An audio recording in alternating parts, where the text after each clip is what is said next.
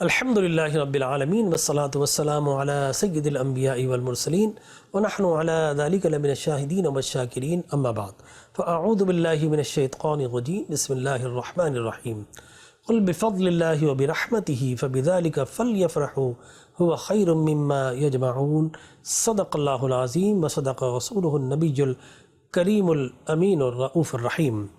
محترم مکرم معظم و محتشم ناظرین کرام، السلام علیکم ورحمۃ اللہ وبرکاتہ۔ ناظرین کرام، آپ دیکھ رہے ہیں چینل 5 اور میں ہوں آپ کا میزبان ڈاکٹر جمیل راٹھور۔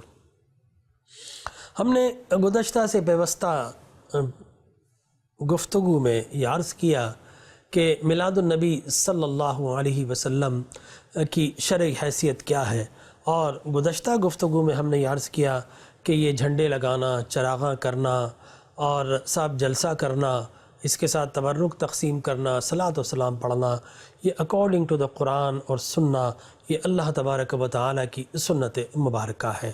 یہ سب عمل اللہ نے کیا، اور بڑی عجیب و غریب بات ہے، اللہ کا ذکر ہو، اللہ کی عبادت ہو، یہ سب کچھ رسول اللہ کی سنت ہے۔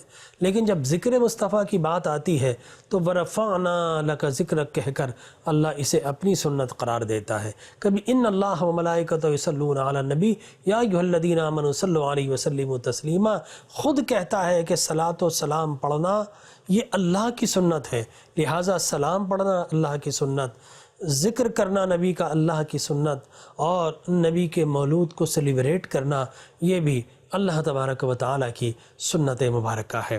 اب کچھ دوست یہ بھی پوچھتے ہیں، کیا اللہ کے رسول نے میلاد منایا؟ کیا صحابہ نے میلاد منایا؟ آئیے ہم یہ بھی جواب دیتے ہیں۔ سب سے پہلے تو ہم یہ درخواست کرتے ہیں، بھائی یہ بتائیے یوم فاروق کس نے منایا؟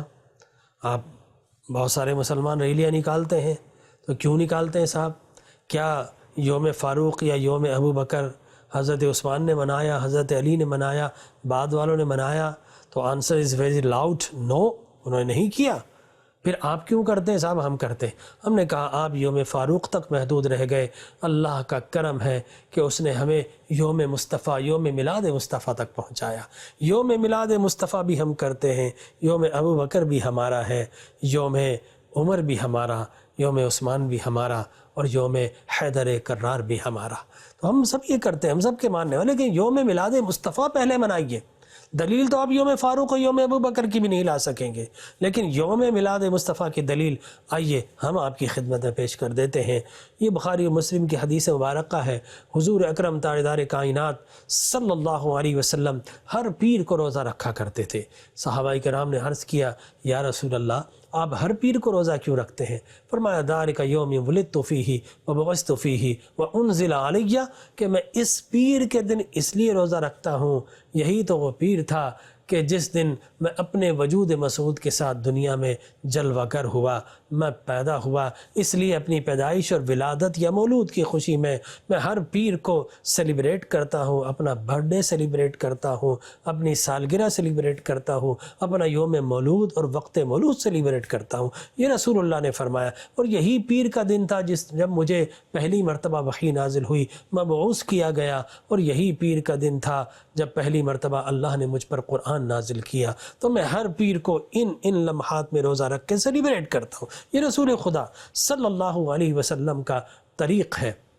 ابھی بخاری ہی کی حدیث مبارک ہے، حضور اکرم تاجدار کائنات صلی اللہ علیہ وسلم نے فرمایا کہ بعثت من خیر قرونی بنی آدم، کہ اللہ تبارک و تعالی نے مجھے بنی آدم کے بہترین طبقات میں بھیجا، اور قرنن فقرنن، زمانے چلتے رہے، حتیٰ کنت من القرنی الذی کنت منہ، زمانے گزرتے گئے، اور جب بہترین زمانہ آیا تو اللہ تبارک و تعالی نے مجھے سب سے بہترین قرن اور بہترین زمانے میں اللہ نے مجھے پیدا کیا۔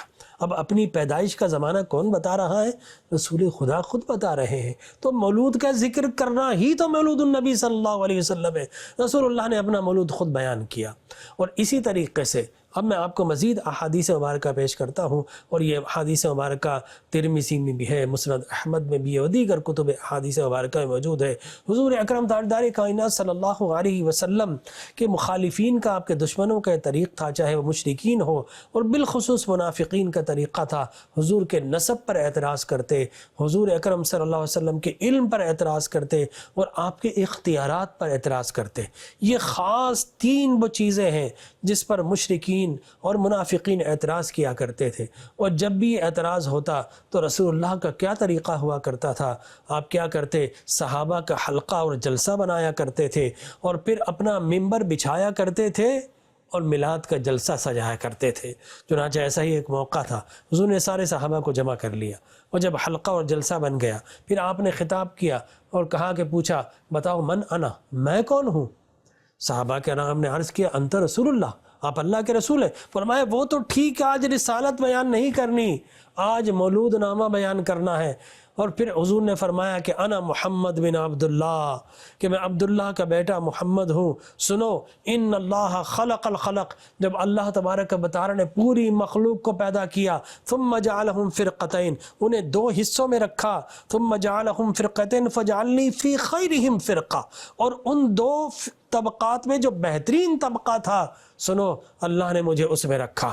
ثم جعلہم قبائل، جب اللہ نے قبائل بنائے، فجعلنی فی خیرہم قبیلہ، جو بہترین قبیلہ قریش تھا، اللہ تبارک و تعالی نے مجھے اس میں رکھا۔ ثم جعلہم بیوتا فجعلنی فی خیرہم بیتا وخیرہم نفسا، اور سنو جب اللہ نے گھر بنائے تو میاں عبداللہ کا گھر بہترین بنایا، اللہ نے مجھے عبداللہ کے گھر میں پیدا کیا۔ اور جب ذات بنائی، شخصیتیں بنائی، تو سنو اللہ نے پوری کائنات میں تمہارے نبی کی ذات کو سب سے اولا بھی بنایا ہے اور سب سے اعلیٰ بھی بنایا ہے۔ اس لیے تو فاضل بریلوی پکار اٹھے، سب سے اولا و اعلیٰ ہمارا نبی، سب سے بالا و اعلیٰ ہمارا نبی۔ تو یقینی طور پر یہ جو اشعار ہیں یہ حدیث مبارک سے، خود رسول اللہ کی زبان مقدسہ سے یہ بیان ہوئے کہ میں اللہ کی جانب سب سے اعلیٰ بنا کر اس دنیا میں پیدا کیا گیا ہوں۔ عبداللہ میرے والد کا گھر کائنات کا سب سے بہترین گھر ہے، میرا قبیلہ کائنات کا سب سے بہترین قبیلہ ہے، اور پھر اللہ تبارک و تعالی نے مجھے جس طبقے میں رکھا وہ طبقہ کائنات کا بہترین طبقہ ہے، جس زمانے میں پیدا کیا وہ زمانہ سب زمانوں سے بہترین زمانہ ہے۔ ناظرین، ہم تو کچھ بیان نہیں کر سکتے، یہ سب رسول اکرم صلی اللہ علیہ وسلم نے اپنی زبان ترجمان وحی کے ذریعے آپ نے بیان فرمایا۔ اور پھر اسی طرح حدیث مبارک ہے، پھر کسی نے اعتراض کیا اور رسول اللہ نے کیا کہ وہی طریقہ، آپ نے صحابہ کا حلقہ بنایا، صحابہ کا حلقہ بنایا، اپنا ممبر بچھایا اور میلاد کا جلسہ سجایا۔ آپ نے پھر پوچھا من انا، میں کون ہوں؟ سب جانتے تھے، کہا انت رسول اللہ، آپ اللہ کے رسول ہیں۔ حضور نے فرمایا ہاں ٹھیک ہے وہ تو ہے، لیکن سنو میں سب نام بیان کر رہا ہوں۔ انا محمد بن عبداللہ، میں عبداللہ کا بیٹا محمد ہوں۔ ان اللہ اصطفیٰ من ولد ابراہیم اسماعیل واصطفیٰ من ولد اسماعیل بنی کنانہ واصطفیٰ من بنی کنانہ قریشہ واصطفیٰ من قریش بنی ہاشم اور واصطفانی من بنی ہاشم۔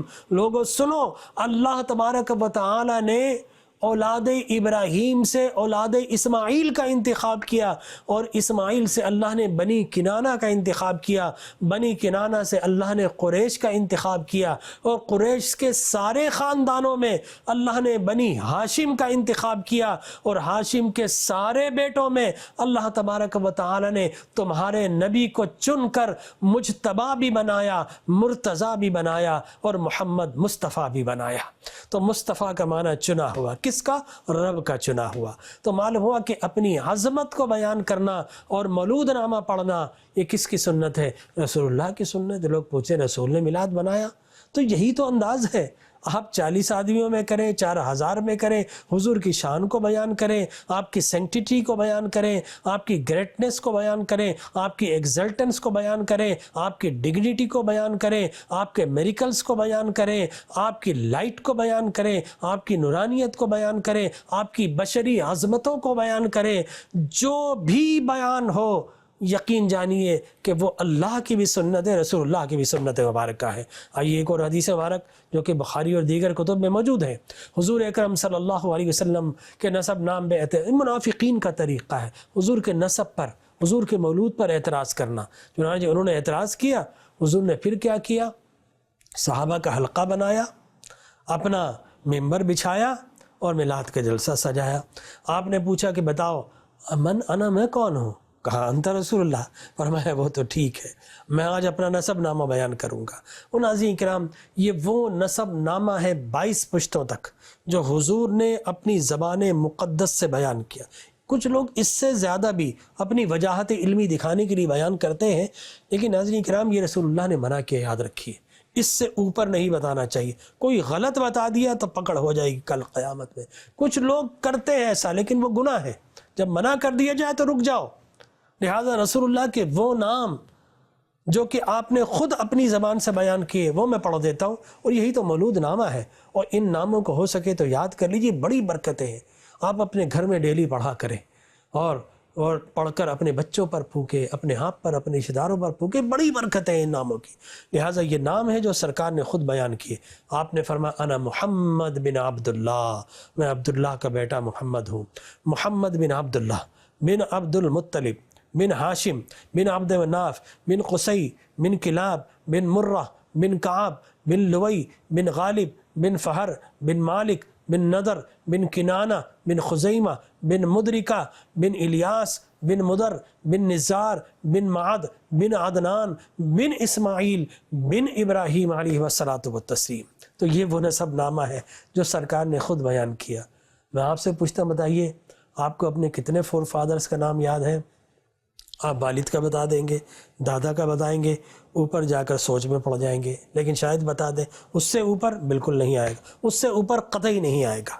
بس یہ ہماری اوقات ہے، ہمیں اپنے آبا و اجدادوں کے چند نام یاد ہیں، لیکن میں کبھی کبھی کہتا ہوں کہ مجھ پر اللہ کا کتنا کرم ہے کہ مجھے جس نبی کا کلمہ پڑھتا ہوں اس نبی کے سارے آبا و اجداد کے نام یاد ہیں۔